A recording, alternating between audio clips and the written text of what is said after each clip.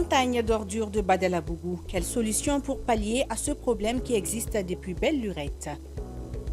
U18 Women's, les Aiglons en course pour le 9e sacre. Vous aurez les détails au cours de ce journal.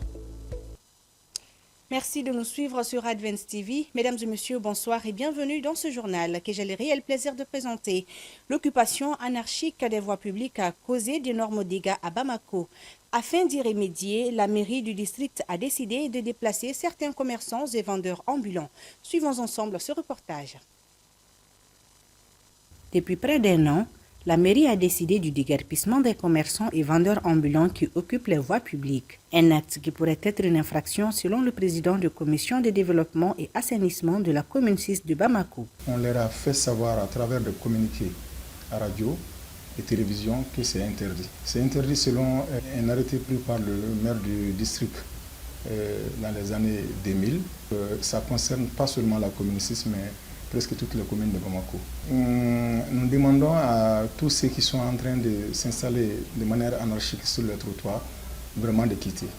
Donc, dans notre plan de communication, nous l'avons dit à travers les médias, parce que toutes les radios et les télévisions de la commune sont nos partenaires. Donc, nous avons demandé à ceux-ci de quitter. Donc, il y a certains qui sont des récalcitrants. Par ailleurs, les concernés se plaignent et demandent la clémence des autorités municipales, ceci afin de pouvoir subvenir aux besoins de leur famille. Nous demandons à la mairie d'avoir pitié de nous, en nous laissant faire nos petits commerces pour subvenir aux besoins de notre famille. Depuis l'année passée, cette situation nous tourmente. On demande vraiment à la mairie de nous laisser occuper ces places. Moi-même, j'ai fait ce commerce pour aider mes parents. D'autres, par contre, soutiennent cette initiative de la mairie. La mairie a parfaitement raison de dire aux vendeurs de quitter les voies publiques, car ce n'est pas fait pour ça. On a des plaques ici qu'on paie chaque mois à 5 500 francs CFA. Je lance un vibrant appel au ministre des Transports à prendre des mesures pour vraiment mener ce combat jusqu'au bout. Tout contrevenant à cette décision paiera une amende de 18 000 francs CFA. Vous le savez déjà, un grand dépôt d'ordures se trouve sur la colline de Badalabougou, communément appelée la colline du Savoir. Située en commune 5 du district de Bamako, il constitue une réelle préoccupation pour les riverains depuis des lustres. Pendant que certains se plaignent de son odeur nauséabonde, d'autres y trouvent leur compte. Issa Sissé pour le reportage. Chaque matin, Molobali Doumbia, septuagénaire, vient fouiner dans ces tas d'ordures situés sur la colline de Badalabougou. Avec ses collègues, elle cherche à subvenir à ses besoins quotidiens. Avec cette activité qu'elle exerce depuis belle lurette. Je fais ce travail depuis plus de 30 ans. Grâce à cela, j'arrive à subvenir à mes besoins. Je ne vis que de ça. Il m'arrive d'être blessé à la main, mais je continue toujours. Comme Molobali, ils sont nombreux à vivre de ces déchets. Trieuses, tricyclistes, charretiers, chacun y trouve son compte.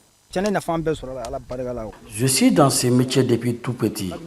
Aujourd'hui, Dieu merci, j'arrive à avoir tout ce que je veux et je travaille à mon propre compte.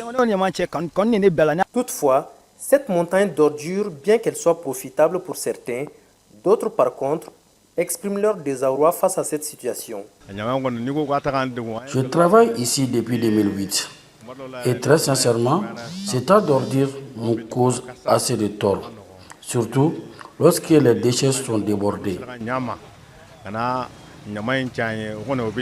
Adama Konate, troisième adjoint au maire de la commune 5 du district de Bamako, parle des solutions et de la stratégie mise en place pour juguler cette situation. Ce tas d'ordures, la mairie n'a cessé d'initier des initiatives. Ce n'est plus de la responsabilité de la mairie, c'est un problème national. C'est les ordures de la rive gauche qui ont été transposées là. Pour avoir un meilleur cadre de vie, tous les acteurs de la société doivent s'impliquer dans la sensibilisation de la population. Selon une étude de l'USAID, plus de 66% des maladies sont liées à la mauvaise gestion des ordures dans les ménages. À présent, place à la page sport. Ce jeudi 12 septembre 2024, le stade malien a effectué sa dernière séance d'entraînement avant de rallier Monrovia, la capitale libérienne, pour le compte du match aller du dernier tour éliminatoire face au FC Pennsville, prévu pour ce samedi 14 septembre 2024. Kadiatou Bagayoko. C'est en présence du président délégué du stade malien de Bamako, Ousmane Bagayoko Kelle, en compagnie de Amadou Djadji Traoré et Agibouba. Exempté lors du premier tour après sa performance lors de l'édition précédente, c'est dans la peau du favori que le stade malien de Bamako s'apprête à entamer cette nouvelle aventure dans la compétition interclub, plus précisément en Coupe de la Confédération, ce samedi 14 septembre 2024. Pour ce derby, le FC Pennsville sera l'adversaire des Blancs de Bamako.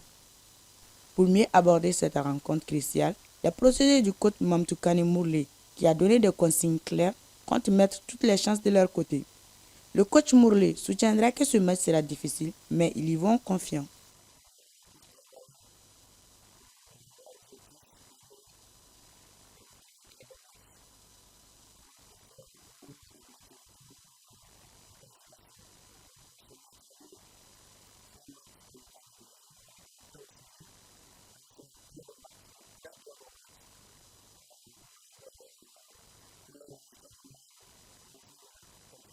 Si l'état d'esprit est au beau fixe, cette étape ne devrait pas être une source de pression.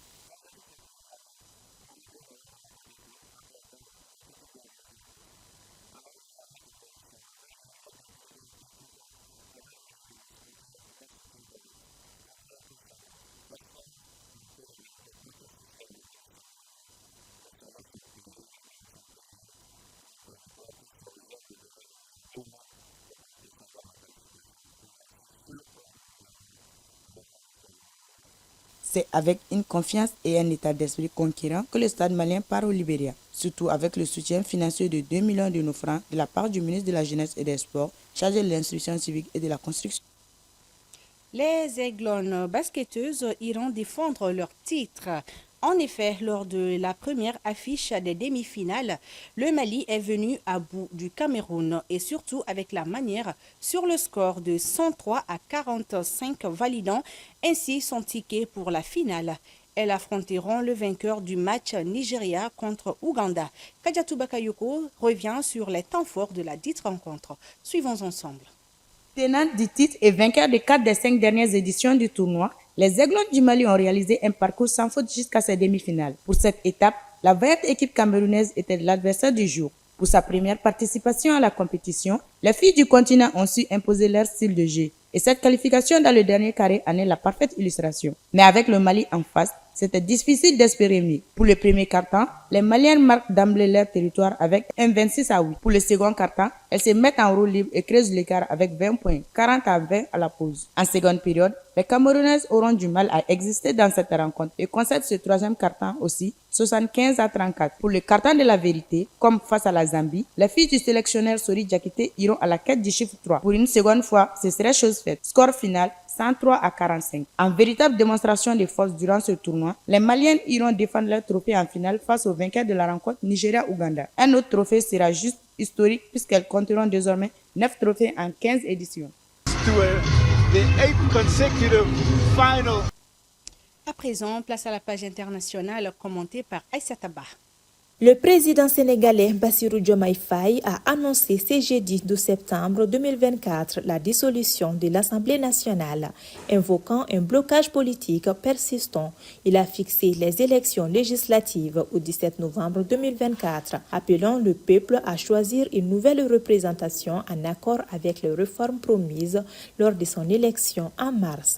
Cette dissolution vise à lui donner une majorité stable pour gouverner alors que la présidente législature, élue en 2022 et où continue à dominer les camps de l'ancien président Macky Sall, lui était hostile. Cette mesure intervient après plusieurs mois de tensions entre l'exécutif et la majorité parlementaire, notamment sur les questions de réforme économique et institutionnelle. Les statisticiens du gouvernement ghanéen, le professeur Manuel Kobina Annan, a annoncé que les taux d'inflation au Ghana avaient poursuivi sa baisse passant de 20,9% en juillet à 20,4% en août. Il a déclaré que l'inflation alimentaire était passée de 21,5% en juillet à 19,1% en août, tandis que l'inflation non alimentaire a baissé de 21,5% en juillet à 20,5% en août. Selon lui, les taux d'inflation à glissement annuel pour août 2024 étaient de 20,4%, ce qui signifie qu'au mois d'août 2024, le niveau général des prix était supérieur de 20,4% à celui d'août 2023. Le ministère de la Santé du Maroc a annoncé ce jeudi 12 septembre 2024 la confirmation d'un cas de variole du singe à Marrakech. Il s'agit du premier cas signalé dans les pays dans le cadre de l'actuelle épidémie mondiale, largement couverte par les médias. Le patient est actuellement pris en charge dans un centre médical spécialisé à Marrakech et son état est stable. Le ministère a précisé que des mesures d'isolement et de surveillance sanitaire ont été mises en place selon les normes nationales et internationales. C'est tout pour ce journal. Merci de votre constante fidélité. Très bonne suite de programmes sur Advance TV.